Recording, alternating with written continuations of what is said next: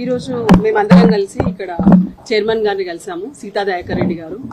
Really we felt very happy to meet her. Because ఇక్కడ రాగానే మేము ఎప్పుడైతే మా గ్రీవెన్స్ చెప్పామో, మేము ఎందుకు వచ్చామనే విషయాన్ని చెప్పినప్పుడు మేడం చాలా మంచిగా సానుకూలంగా స్పందించారు.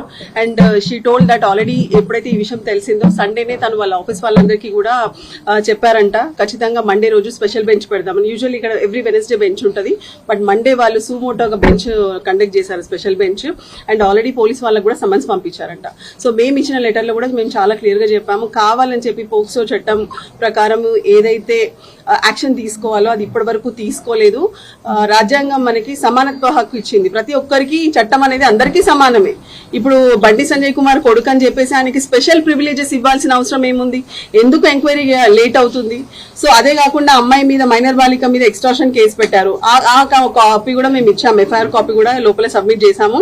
దాని కంటెంట్స్ ప్రకారం కూడా క్లియర్ గా మైనర్ బాలికలతో రిలేషన్షిప్ ఎస్టాబ్లిష్ అవుతుంది అక్కడ.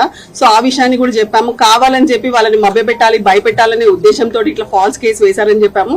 సో కరీంనగర్ పోలీసులకు కూడా సమన్స్ ఇష్యూ చేస్తా అన్నారు. సో అదే విధంగా ఇక్కడ పేట్ బషీర్బాద్ పోలీసులకు కూడా సమన్ ఇష్యూ చేశారు. సో ఎందుకు డిలే అవుతుంది? యాజ్ పర్ లా పోక్సో చట్టం ప్రకారము ఏదైతే విదిన్ 24 hours లో అక్యూజ్ ని కస్టడీలోకి తీసుకుంటారు, ఎంక్వైరీ చేస్తారు.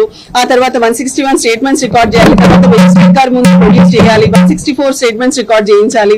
సో ఆ రికార్డ్ చేసినప్పుడు ఒకవేళ అతను చేసిన నేరం ఇంకా తీవ్రతరం అయితే ఆ సెక్షన్స్ ఏదైతే ఉందో అవి మళ్ళీ ఆల్టర్ చేయాలి. సో యాక్చువల్ గా యాజ్ పర్ కంప్లైంట్ కూడా ఏదైతే section 7 and 8 of POCSO act ఉంటుందో ఆ సెక్షన్స్ పెట్టకుండా కావాలని చెప్పి డైల్యూట్ చేసి సెక్షన్ 11 and 12 పెట్టారనేసి కూడా ఆ విషయాన్ని కూడా మేము చైర్మన్ గారి దృష్టికి తీసుకొచ్చాము. సో చాలా సానుకూలంగా స్పందించారు, మాకు పూర్తి నమ్మకం వచ్చింది. ఖచ్చితంగా మరి చైర్పర్సన్ సీతా దయాకర్ రెడ్డి గారు ముందుకొచ్చి ఈ విషయంలో ఇన్వాల్వ్ అయ్యి, because it is first and foremost duty వాళ్ళది అదే అని చెప్పారు. అండ్ మాకు రియల్ గా కూడా చాలా మంచిగా అనిపించింది, మహిళల లోపల ఉన్న మెంబర్స్ కూడా చాలా మంచిగా సానుకూలంగా స్పందించారు. సో ఖచ్చితంగా మైనర్ బాలికకి న్యాయం జరుగుతుందని మేము ఆశిస్తున్నాం.